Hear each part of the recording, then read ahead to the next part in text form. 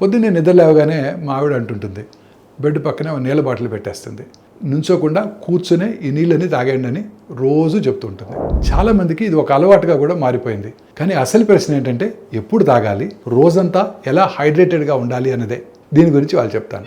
నిద్ర లేవగానే శరీరంలో కొంచెం నీటి కొరత ఉండొచ్చు, కాబట్టి పొద్దున్నే నీళ్లు తాగడం మంచిదే. కానీ ఇది ఒక్కసారిగా తాగితే శరీరం మొత్తం శుభ్రమైపోయే మంత్రం మాత్రం కాదు. పొద్దున్నే నీళ్లు తాగితేనే మెటబాలిజం పెరుగుతుంది, అన్ని సమస్యలు తగ్గిపోతాయని చాలామంది అంటుంటారు. కానీ దీనికి బలమైన శాస్త్రీయమైన ఆధారాలు లేవు. మరి నిజంగా ఏది మంచిదంటే రోజంతా కొద్ది కొద్దిగా నీళ్లు తాగటం.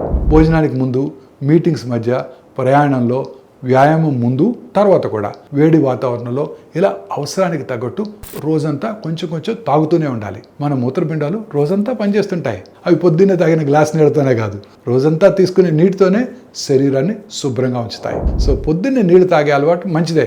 కానీ అప్పుడు ఎక్కువగా తాగేసి రోజంతా నీళ్లు తాగకపోతే అది మంచిది కాదు, సరిపోదు కూడా. సో పొద్దున్నే తాగాలనిపిస్తే తాగండి, కానీ ఆరోగ్యం కోసం మాత్రం ఉదయం నుంచి రాత్రి వరకు రోజంతా తగినంతగా నీళ్లు తాగి శరీరానికి నీటి కొరత లేకుండా చూసుకోండి.